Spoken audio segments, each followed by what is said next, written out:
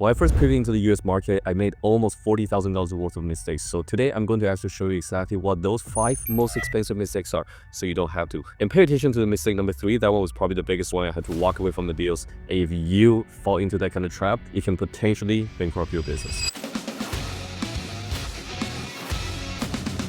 Hi, my name is Ping. I'm just a regular Canadian who has achieved financial freedom in just 6 years using real estate, business, and investment as a vehicle. And today I manage my portfolio while traveling 4 times a year with my family. And I want to share all the wins and challenges in this business so that you can potentially use real estate as a pathway to design your life as well. Today I'm going to show you 5 most expensive mistakes when Canadians try to invest in the US market. And by the way, these are the mistakes I have made for myself. So hopefully I can help you save thousands of dollars. Mistake number 1, you're overcomplicating the legal structure. When people are thinking about investing in the US market from Canada, a lot of people are thinking about double taxation, how the taxing, all that stuff works. Stop. And the reason why I'm saying that is that you haven't made money yet. And the truth is you're probably going to find a lot of ways to be able to write off some expenses, furniture, repairs, and all that stuff to keep that profit as low as possible for the first 2 to 3 years. Too many people are already worried about this and they never actually pull a trigger, almost kind of use that as an excuse not to do the US investing. And by the time they finally started, they registered 4 different legal entities to actually own 1 or 2 properties only. And this honestly has been the most common mistakes. You don't need all of that, you just need LLC to kind of avoid your liability. Use that LLC to own the property so that you can kind of isolate potential liabilities if anything goes wrong with this property. And for me, I'm definitely not an accountant and I'm not going to give you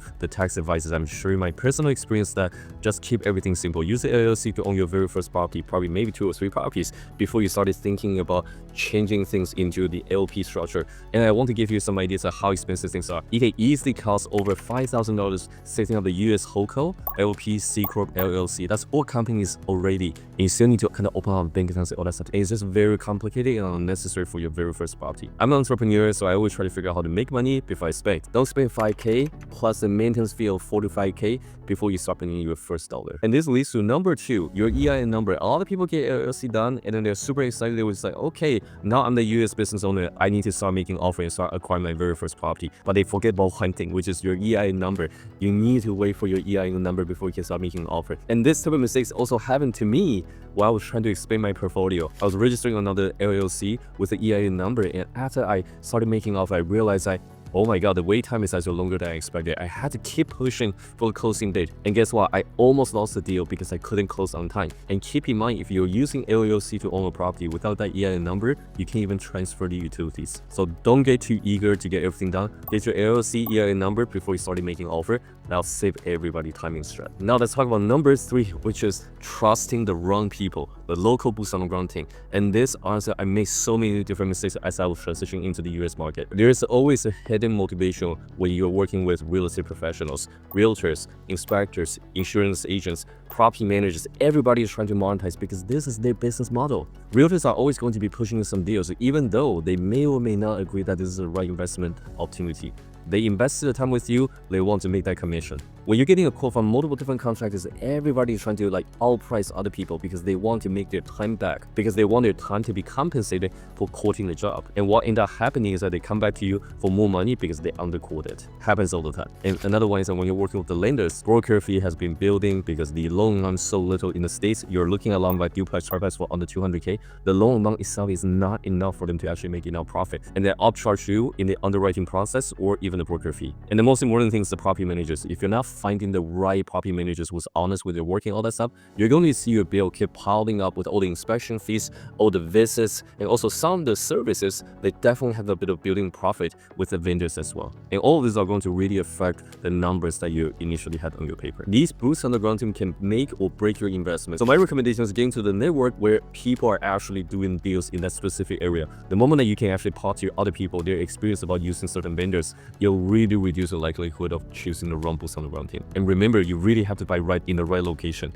Trusting the wrong realtor is really going to destroy your confidence in the US market as a Canadian. Which now leads to number 4, choosing the wrong location. In the US market, it's very different. It's very, very scattered. You go from really good area, A+ neighborhood, gated community, into rental areas, into a very distressed area, all within blocks. There's nothing like Canadian market, gradual transition from good neighborhood into bad neighborhood. In the States, everything's scattered, and this type of situation happens to every single city. I personally have backed out from 2 deals without getting my earnest money deposit back because I fell into the wrong neighborhood. And I noticed that when the zip code is incorrect and there's not a good school district, it almost feels like that entire area or block is kind of like abandoned by the city.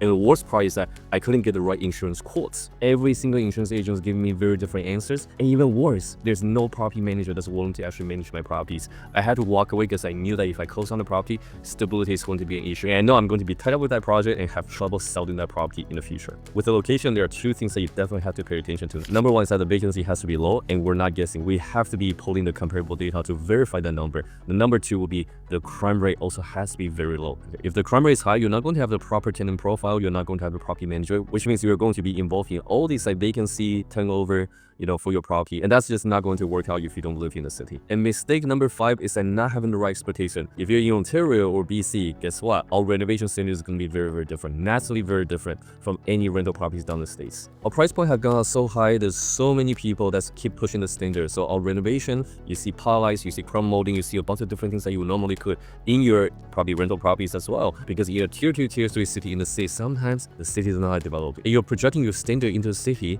that's not even used to your standard or condition. I've seen so many Canadians over-rent their property, and they have to really wait out a few years before they can actually recoup their capital. Another thing with the expectations is that working with the local real estate professionals, they're also not as up to date. Their software, the way that they manage the whole closing process, it's not as up to date. And you also don't want to be qualifying your tenants. Leave that to the local property managers who's used to that kind of tenant profile. So try to delegate as much as possible. And this is something that I also made initially. It's a remote investing, price point is much lower. Take a step back, let things develop, let things happen. So we're not interfering with the wrong expectation for rental properties. At the end of the day, this is rental properties. You want to respect your tenants, but don't put your personal preference into this entire process.